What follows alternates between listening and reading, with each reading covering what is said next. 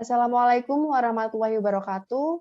Perkenalkan, kami dari Farmasi FK Unisula Angkatan 2019 dari SGD 1, Modul Pengembangan dan Sintesis Obat.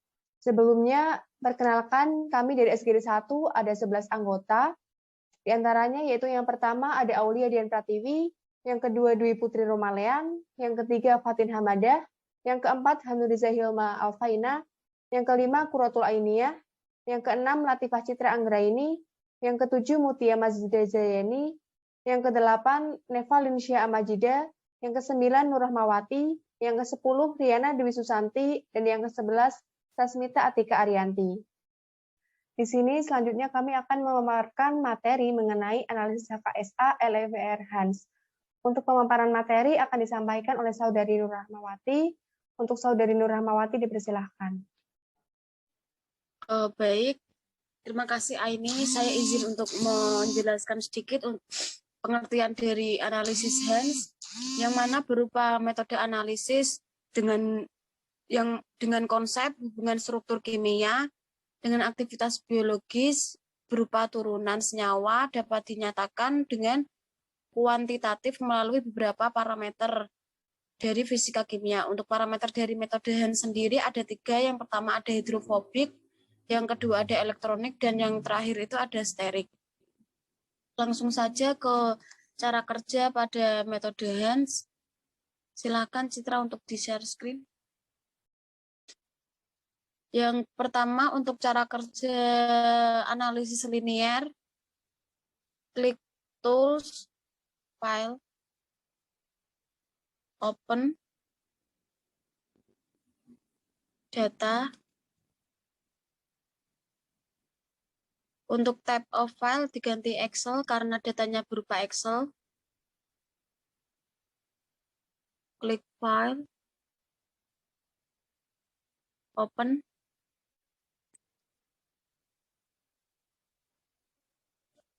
klik OK.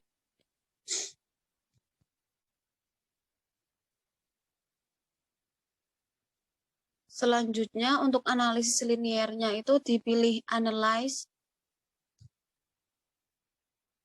klik Regression, Linear. Untuk kolom dependentnya bisa diisikan log A karena sebagai aktivitas biologis, dan independen diisikan parameter, yaitu contohnya ada hidrofobik. Klik OK.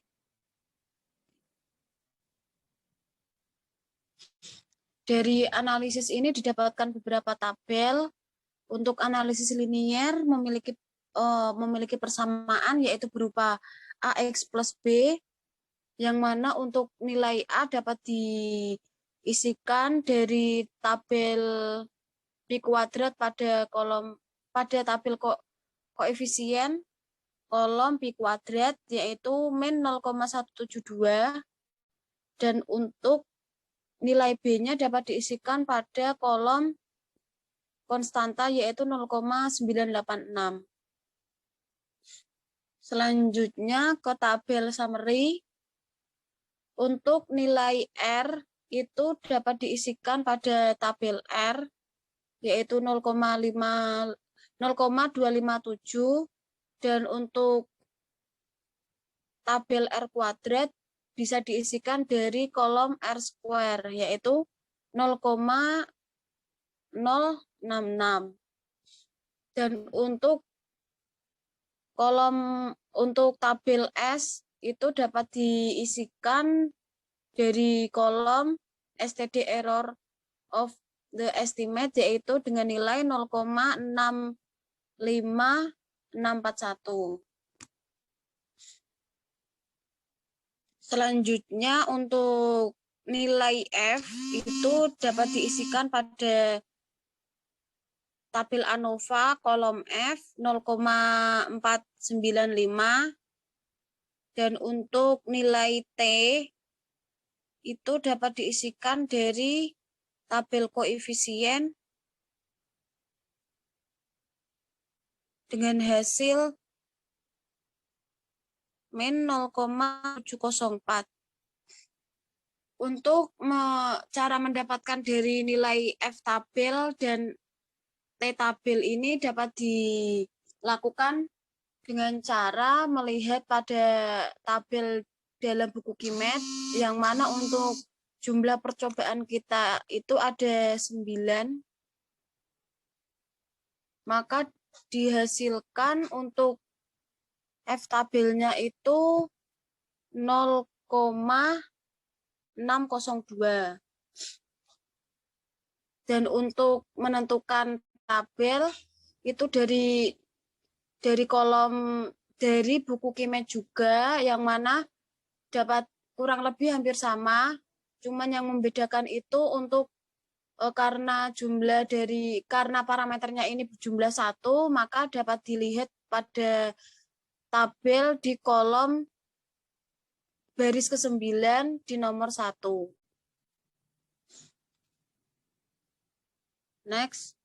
Selanjutnya untuk cara kerja dari analisis nonlinear. Yang pertama bisa diklik Analyze, klik Regression, dan klik Curved Estimate. Untuk di pendenya bisa diisikan log A, dan variabelnya bisa diisikan pi kuadrat. Klik kuadrat, dan display. Klik OK.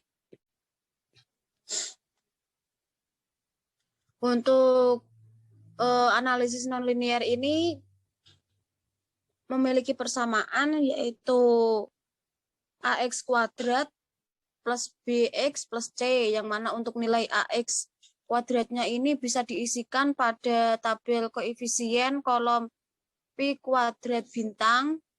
Hasilnya itu 0,650 pi kuadrat, plus untuk BX-nya itu bisa diisikan pada kolom pi kuadrat. Hasilnya itu min 2,100 pi.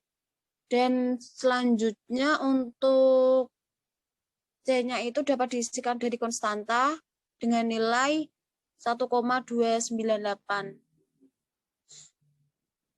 Selanjutnya pada nilai R itu bisa diisikan dari kolom summary R, yaitu 0,698, dan R kuadratnya bisa diisikan dari summary R square, yaitu 0,487.